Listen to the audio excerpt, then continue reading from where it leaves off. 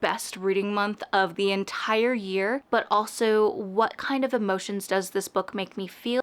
Touch! Hi everyone, welcome back to my channel, and welcome to book 2 of Bookmas. We are on the second day of Bookmas, and I am so excited to go over another bookish video with you, and that would be our November reading wrap-up. And guess what? This was probably my best reading month of the entire year. I read a total of 12 books. Yes, you heard that right. 12 books, which is just wild. November felt like both the longest month but also the quickest month, if that makes any sense. And that is because I was a co-host for the Dungeons and Book Dragons Readathon. I was co-hosting Team Druids with Ivy, and I was locked in for the first few weeks of the month, just really working on finishing books to try to get my team the most points that I could.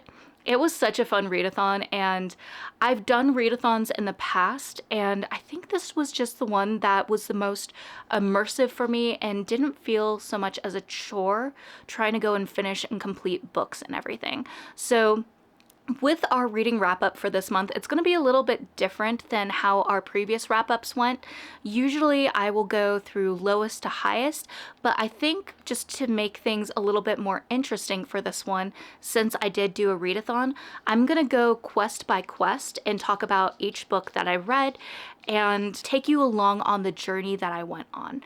But I did read one book that technically wasn't a part of the readathon, and I will talk about that book first before we go through all the quests that I embarked on. So the book that I carried over from the previous month was The Revelator by Daryl Gregory. This was one that I did start reading in October, and I just wasn't able to finish it before the month ended. I finished the rest of the book once the readathon had already started, but with the readathon, you only could count books that you started that month.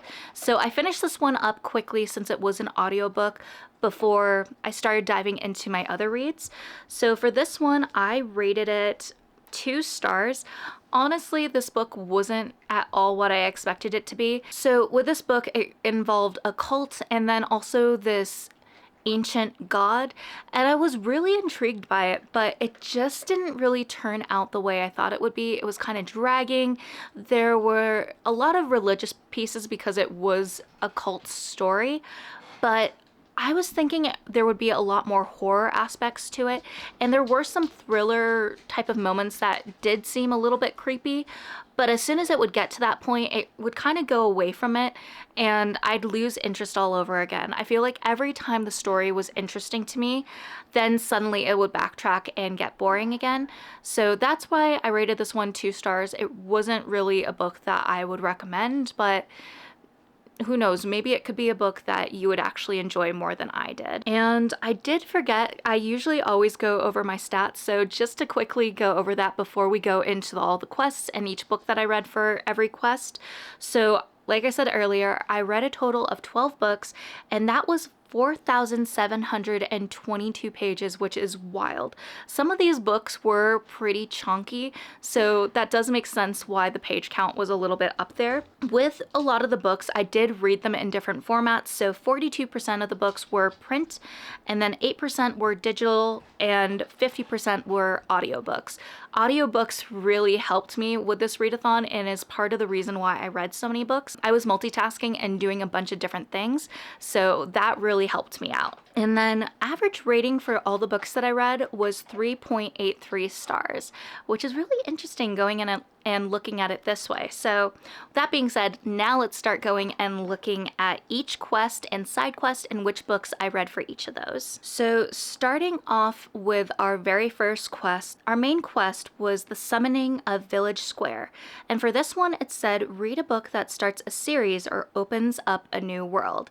I was listening to Dungeon Crawler Carl. This was a book that I was really looking forward to, and right away I was like, I need to go and read this for the readathon because Animal Companion, Team Druid, that works out perfectly. This book was one that I was holding off until the fall to start reading, and I was not disappointed by this book at all. I rated it 4.25 stars. Now, with this book, I know it's kind of a hit or miss with a lot of people, but I feel like if you're someone that likes D&D or RPG games, this is definitely going to be a book that's right up your alley. I have never really read books that were like this. I feel like the closest one would be Ready Player One with that whole gamer experience, and I just thought this was so much fun. As a fellow gamer, I could instantly go and imagine some of the things like the crappy loot that sometimes you get after defeating a monster, or some items that you're really hoping for but don't get, and the very annoying piece of wanting really great armor but not getting the pieces that you're still needing for your set. So there were a lot of things that I really enjoyed about this book, and I'm so excited to continue reading it. I think the audiobook was really great, but I do want to get the physical books for my bookshelf, especially so I can get my partner to read them as well. My partner Charles is a DM for D&D, and I feel like this book would be right up their alley. Then moving on to our second quest, it was Into the Forest, and this was read a book that feels magical or otherworldly. I decided to go with Anathema, and I did technically start reading this for quest number 1. However, I just wasn't finishing it fast enough, and with our quests they reset every 5 days, and I was like, nope, we're just gonna carry this over to the second quest, and I'm so glad that worked out. And I rated this one 4.5 stars. This was really creepy and eerie, gothic, but also intermixed in a fantasy world. We follow our main character who's kind of looked at as cursed and as a witch in her very small religious town. And she's kind of feeling like there's no hope for her. She's not really going to get the life that she's always dreamed of. But then some stuff happens and suddenly she's thrust into this different world where she's learning that she's pretty special. And I think I'm gonna leave it there because I don't want to give too much of an idea for this book. I feel like it's a lot better if you go into this book with as little known as possible, but I will say I absolutely enjoyed it. It was a very chunky book, and that's why it took me at least a couple quests to go and finish it. But I did rate it 4.5 stars, and I'm really excited to go and pick up the next book, Eldritch, and see what happens next, because there was a little bit of a cliffhanger at the end of the book. And I will also let you know that there is spice in this book as well. It is a romantasy. And I think one pet peeve for me that did make this book not a 5-star was that I really don't like, whether it's in a book, TV show, or movie, when the characters are getting all lovey-dovey, but there's like this high stakes situation that's going on. I'm like, really? This is not the moment to go and kiss and make out and do other things. There's other stuff that's more important right now. So that is why I had to deduct it a 1/2 star, just because that's a personal pet peeve of mine. I'm like, there's other times to go and do this stuff. Why do you have to do it now? Then for quest number 2, I actually did get to do my very first side quest, and that was for 2.2, which is Encounter the Mirage. Read a book that features secrets, hidden truths, or unreliable characters. And I decided to go with Desperate Characters by Paula Fox. I felt like this one, especially after I finished it, seemed to have unreliable narrators in it, but I did rate this book 1 star. This was actually a book that I have had on my love it or lose it pile, and I honestly only got this book because if you've seen the TV show You, which is based off of the book series by Caroline Kepnes, I was influenced off of the show to go and pick up this book because I was curious. It was one that I had never read before. I was curious. It was one I had never read before, and it was so boring. It was such a slog for me to get through. I kind of thought about DNFing it, but I was like, do this for the points, Rochelle. Do this for the points for Team Druid. And so that's the only reason I finished it, but I will be unhauling this book, and it will be going to Second and Charles so that I can get credits for other books. I also realized this whole time I've been forgetting to hold up books. I do have a physical copy for Anathema as well, and as you can see, it's a pretty chunky book. Then we move on to Main Quest 3, which was the Hall of Echoes, and this was probably one of my favorite quests. I loved just all the creepy, eerie ones that we got, especially with the side quests, and I wish that I could have read even more books than I ended up reading. For Quest 1, it's read a book with a dark setting, atmosphere, or that feels mysterious or foreboding. And for this one, I decided to go with Terror at the Gates by Scarlett St. Clair. This was one that I had an audiobook for, and I think it was starting to get to the due date, so I really needed to pick it up right away. And I did have a great time with this one. I loved the audio for it. I thought it was really great. The narrators did an amazing job for their characters, and I did rate this one 4 stars.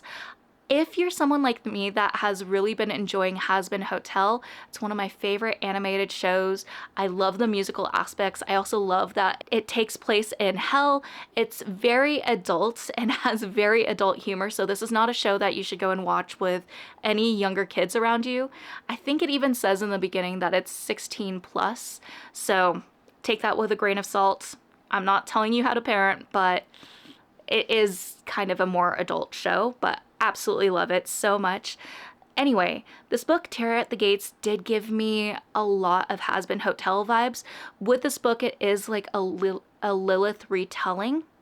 And I thought it was so interesting. There was kind of like these families and a little bit of like mobster or gangster vibes, and also add in magic.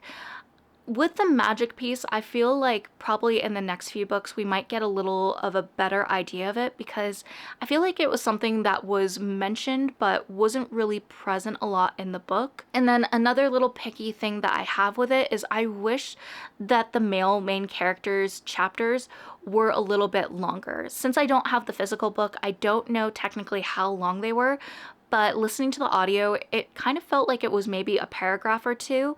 And just with that sudden jump in and out of their POV, it kind of took me out of the story at times, which is kind of why I rated this 4 stars. It was good, but just with that jumping back and forth, it made it hard to fully immerse myself in the story. I did like it, but I'm more interested in the next book in the series to kind of see where things go from where the story left off. I also was able to complete another side quest. So with the side quests, they always restart whenever we get a new quest. That's why some of these main quests I was able to sneak in some side quests, and some I wasn't able to find the time to do so. But I was able to do side quest 3.6, which was Enter the Silent Crypt. And with this one, it was read a book with death, grief, or mourning as a theme. And I honestly forgot that this book would go and count until someone else on Team Druids actually ended up mentioning that they were going to pick this one up. So I ended up listening to Promise Me Sunshine by Cara, Bastone, and I rated this one 4.5 stars. Holy crap, this was such a good book. And honestly, although I loved the narrators for the audiobook, I kind of wish that I would have read this physically. I am someone that ends up going and crying depending on the book and how much it pulls at my heartstrings, and I 100% feel like I would have been bawling my eyes out reading this book, but because I was listening to it as an audiobook, it just didn't get the same emotions from me, even though I absolutely loved this, and I am 100% going to get a physical book to put on my bookshelf. I don't think I've said it. I rated this one 4.5 stars. With this story, we're following our main character, who is basically this nanny, and she ends up going and nannying different families and everything, but we learned that she's dealing with a lot of grief because her best friend has passed. And because of that, she's trying to kind of escape feeling a lot of her emotions and remembering her best friend, because her best friend was practically her soulmate. They were so close and practically like sisters. So she's trying to deal with a lot of these feelings, but she can't do it because of how hard the grief is. So she refuses to go home, and she ends up going and sleeping on the ferry and isn't really taking care of herself that well. We'll enter in our male main character, who is related to the family that she's nannying for. He kind of notices a lot of the stuff, and at first you're not quite sure if you would like this character, but he kind of warms up on you, and he ends up going and helping out our main character, and the main character also helps out him because he has some issues of his own that he's trying to deal with as well. This book was so beautifully done, especially how it deals with grief and depression. I 100% would go and recommend people to read this book, but definitely go and check how you are feeling mentally when you read it because there are a lot of intense emotions in it. Then we got our fourth quest, which was the Inferno Fortress. And honestly, this one was a little bit tricky. I felt like at times I was overthinking things and wasn't sure, like, would this book work for this one? Am I stretching? How would this go? So the book I decided to pick for this one was Killer on the Road / The Babysitter Lives by Stephen Graham Jones. And for main quest 4, we had to read a book with intense stakes or high tension. Stephen Graham Jones writes a lot of horror books. This was one I picked up a while back when we went to dinner with Charles's mom, which was coincidentally also located next to a bookstore, and I really wanted to go and pick up this book, so I was so glad that I had the chance to go and read it for this quest. I did rate this one a little bit lower and went with rating it 3.25 stars. The reason I did this was because half of the book I absolutely loved. I couldn't put it down. I was really intrigued. And then the other half just didn't really do it for me. So with the first part, we have Killer on the Road with our main character who, from my understanding, is still in high school. She gets in a pretty bad fight with her mom and decides she's going to start hitchhiking. But her friends and her sister end up going and finding her along the road and picking her up and basically tell her that we'll go and drive you anywhere you want.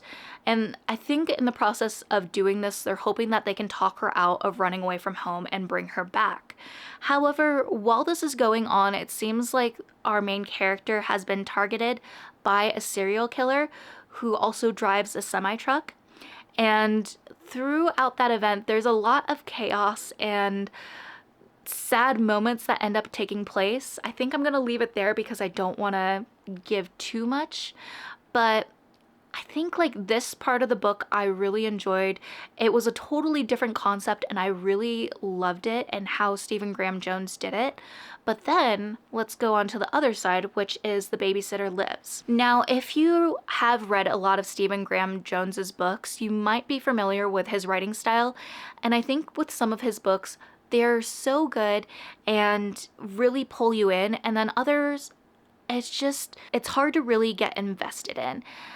With his writing, he makes a lot of different metaphors and examples, and sometimes there's almost too much of those together that it confuses my brain and makes it hard for me to stay with the story and where he's trying to bring things. And that's kind of what happened with The Babysitter Lives. I was so invested in the book at first because in some ways it kind of gave me Coraline vibes and this other version of the house. But then at some point in the story, it kind of got like, wait, what's the point? What's the goal here? What are you trying to do? And that's kind of where it lost me. So if I was just writing the first book, which was Killer on the Road, I probably would have rated this 4 stars, but because of The Babysitter Lives, that's why I had to go and bump it down to 3.25 stars. And I'm curious if anyone else has read this book and what their thoughts are. Please let me know down in the comments below and maybe we can go and talk about it. So for quest number 4, I probably did the best with the amount of side quests I was able to complete. So the first side quest that I did was for side quest 4.7, which is The Melting Stairs. And this one is read a sweet book that will melt your heart or a twisty book that will melt your brain. And for this one, I decided to go with The Cemetery Boys by Aidan Thomas. This one was one that I had on my radar because my friend Curious Cat was also doing Neurovember. Hopefully I'm saying that right. She was also doing her own reading challenge for November, and I was just kind of having a hard time figuring out what books that I could go and fit in from her challenge for the readathon. And then I remembered she said The Cemetery Boys, and hopefully I'm remembering this correctly, Kat. I apologize if I'm not, but this was my book that I chose so I could try to sneak in a book from her challenge. This was such a good book, and honestly, if you decide to do the audiobook for it, I highly recommend it because not only is the main character also a part of the LGBTQIA+ community, but the narrator is also trans as well, and our main character is trans. And I just thought it was so great that they chose a narrator that was not only trans, but also Latinx, so it would match up perfectly with our main character in the story. That was just like an extra piece that I heard in the audiobook because there was a Q&A section, and you learn those extra tidbits that I don't know were there at the end of the physical book. But with this story, we're basically following our main character who is trans, and there's this whole concept of culture and magic.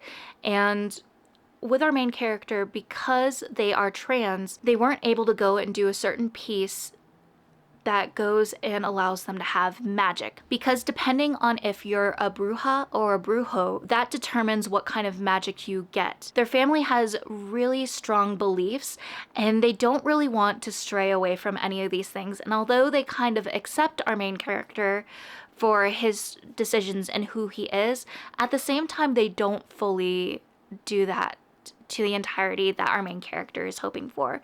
So there's a bit of culture, but also self-acceptance and all these different pieces that were so well done. And I honestly love this story. I see why so many people that have read it have such high opinions and comments about this book.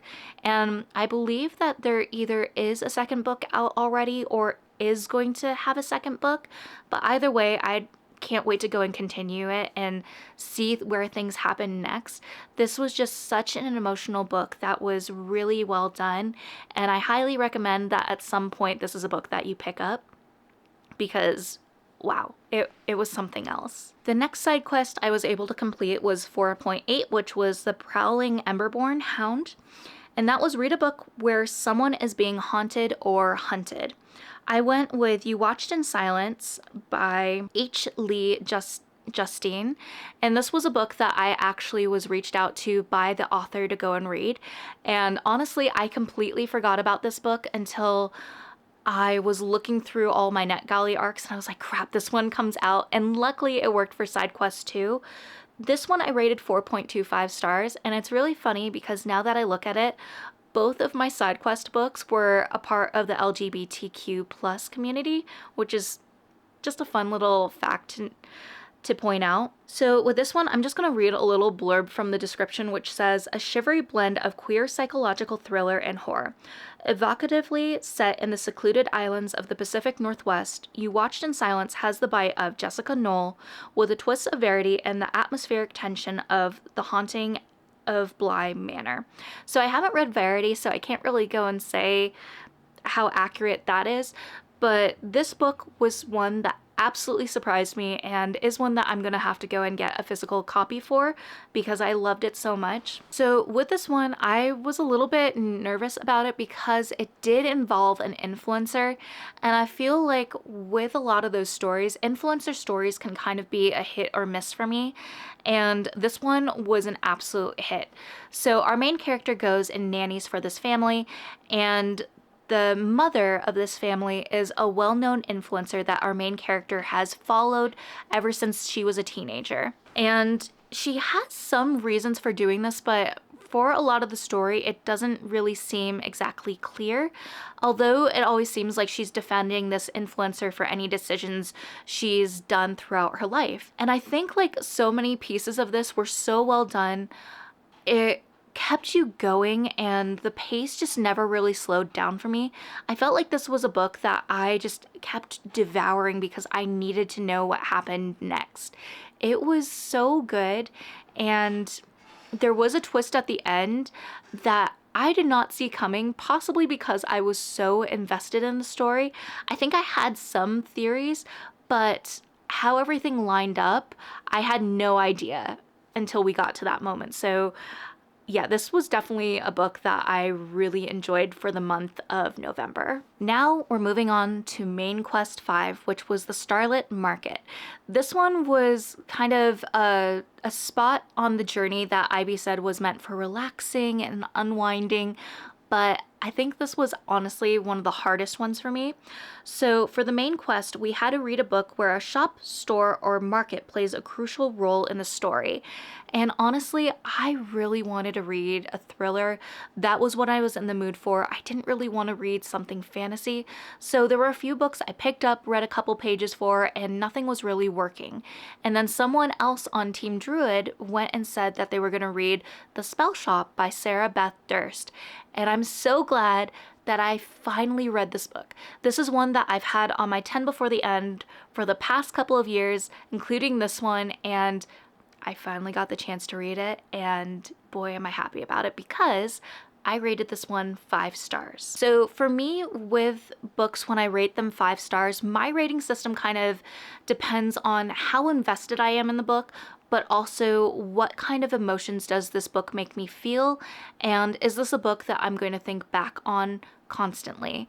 And 100% that is what happened with this book, because I kid you not, within I think the first chapter, I was bawling my eyes out and I had to run over into my partner's office and talk to them about this book.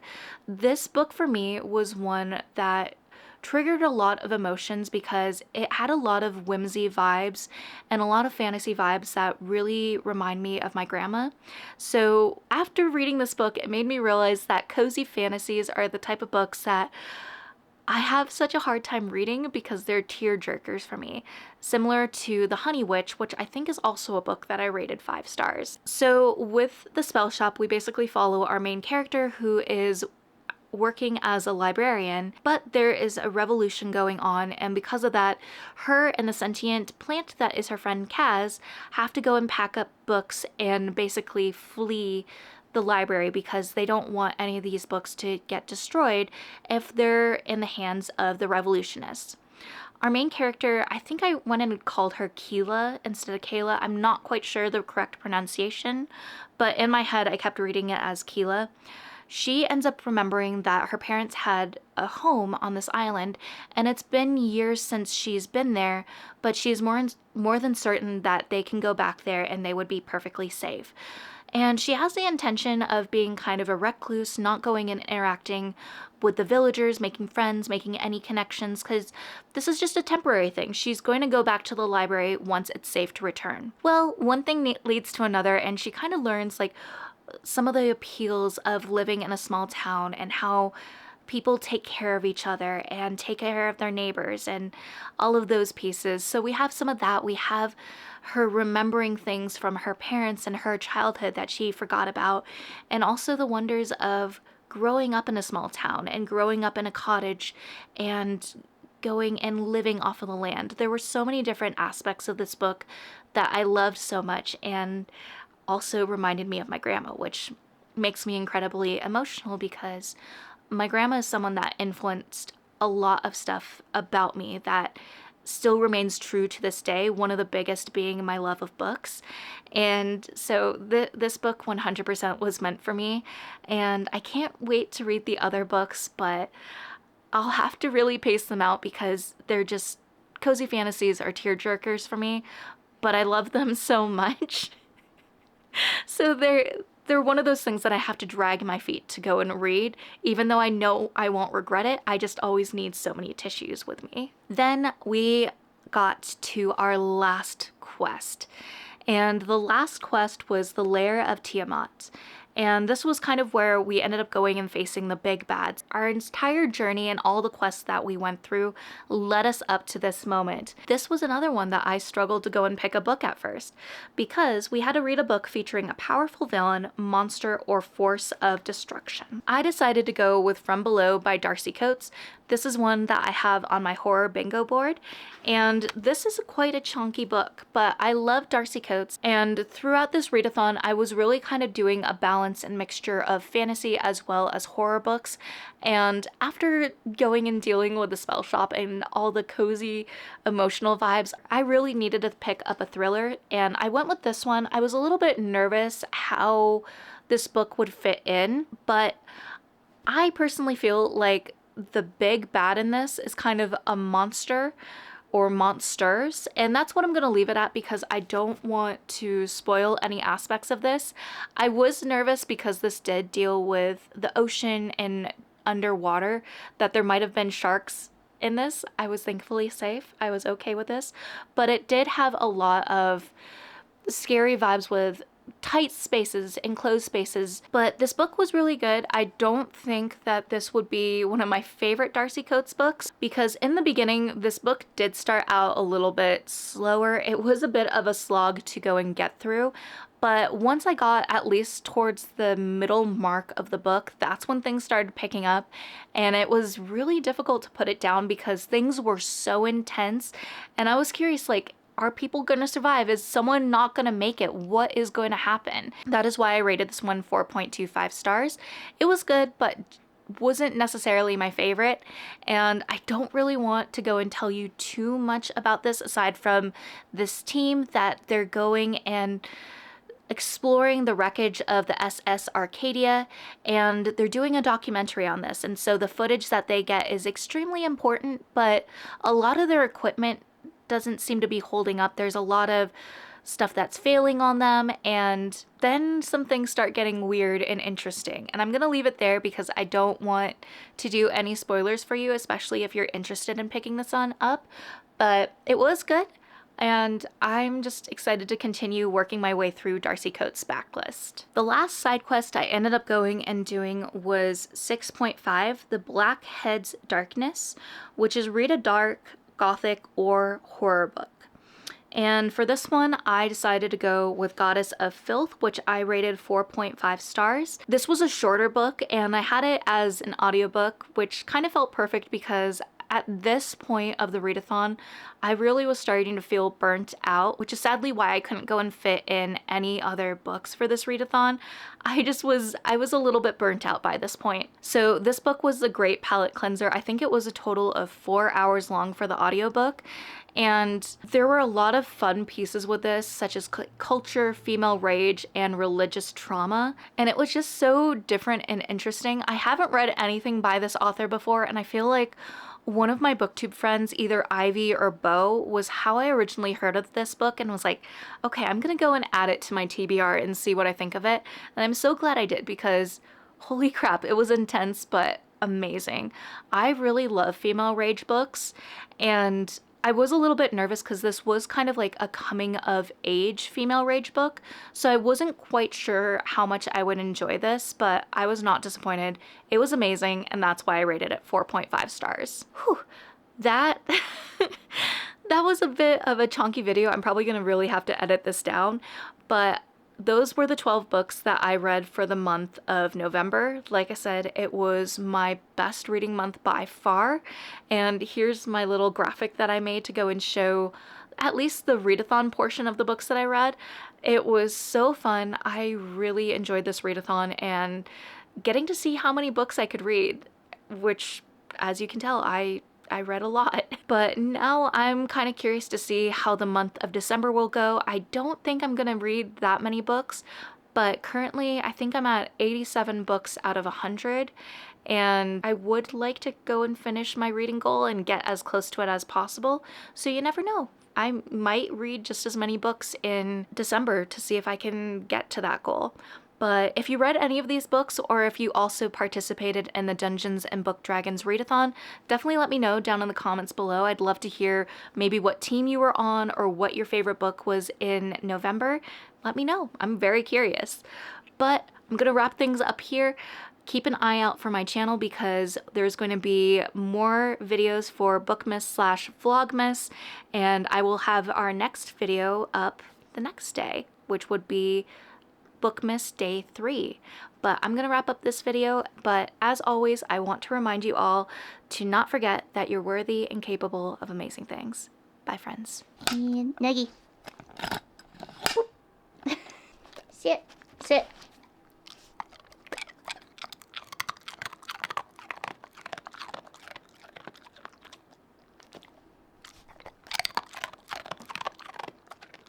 Touch. Good girl. Good Nuggie.